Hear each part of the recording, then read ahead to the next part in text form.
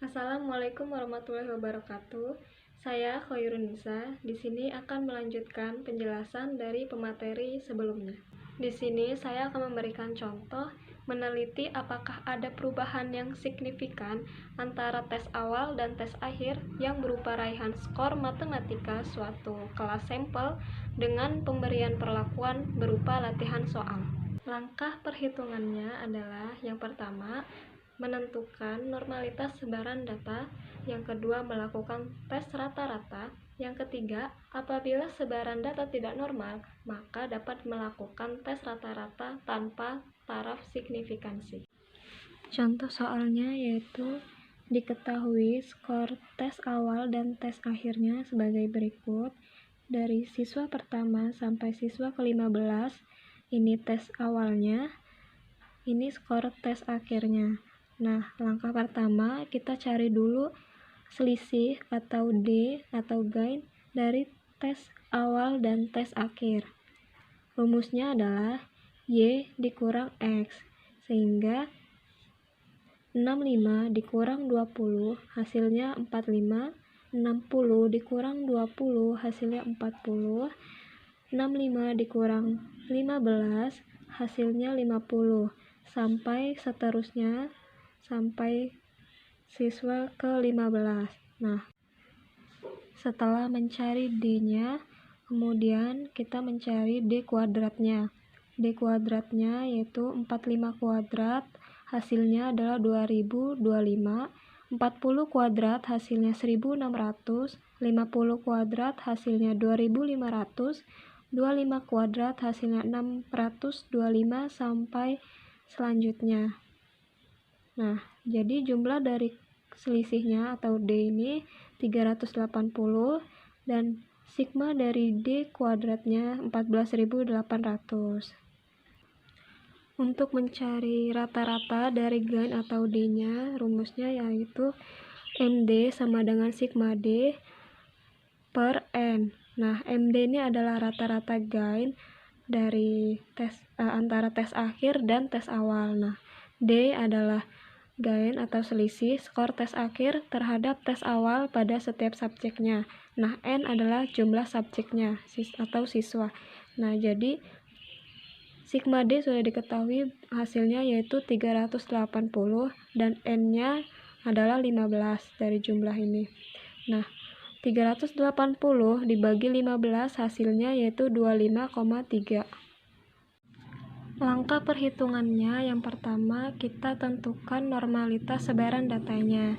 Nah, untuk menghitung uji normalitasnya sudah dijelaskan pada kelompok sebelumnya yaitu kelompok 9 tentang uji normalitas.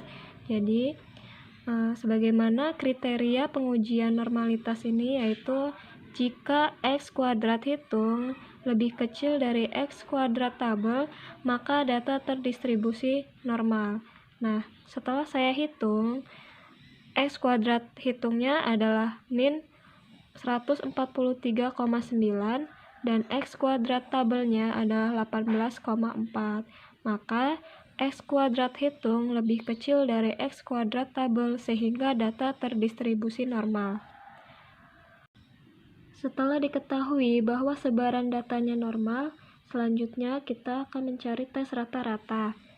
Rumus dari tes rata-ratanya yaitu T sama dengan MD dibagi akar kuadrat dari sigma D kuadrat dikurang sigma D kuadratkan per N dibagi N kali N min 1.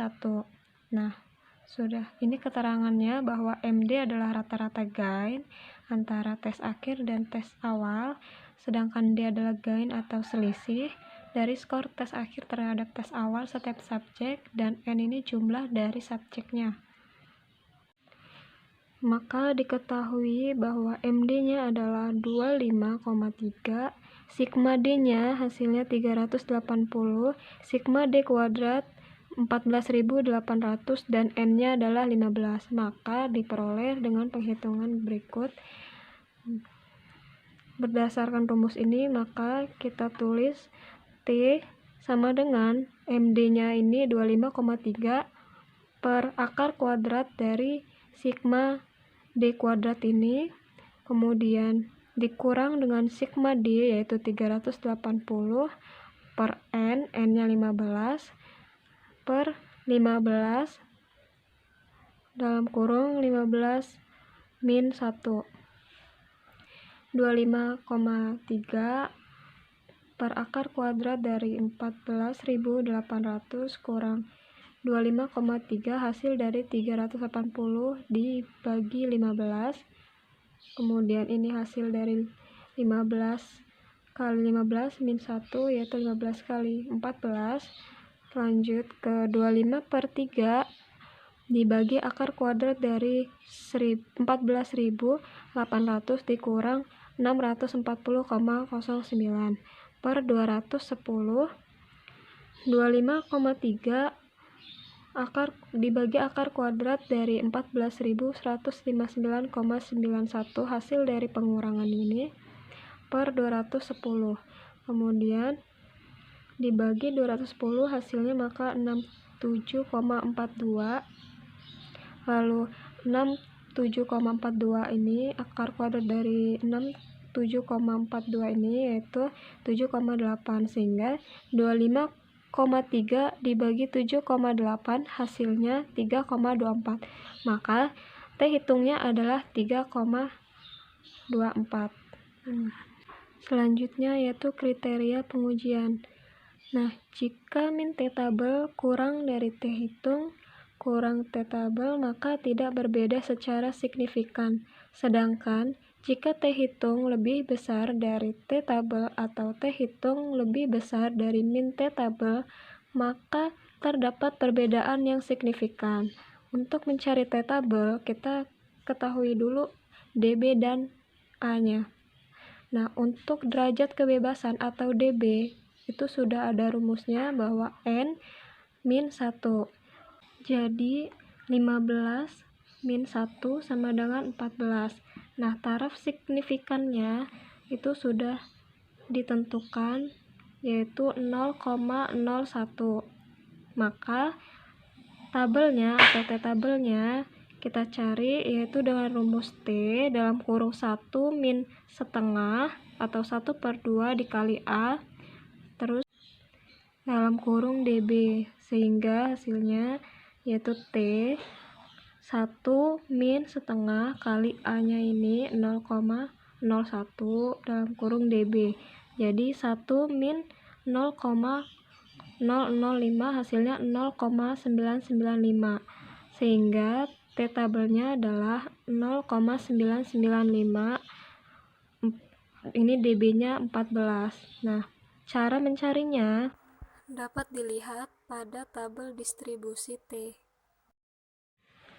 Setelah diketahui, maka T tabelnya adalah 2,977 dibulatkan menjadi 2,98. Nah, karena nilai T hitung tadi sudah dihitung, hasilnya adalah 3,24 dan T tabelnya hasilnya 2,98, maka T hitung lebih besar dari T tabel, sehingga dapat disimpulkan bahwa terdapat perbedaan yang signifikan raihan skor matematika antara tes awal dan tes akhir. Sekian penjelasan dari saya. Terima kasih. Wassalamualaikum warahmatullahi wabarakatuh.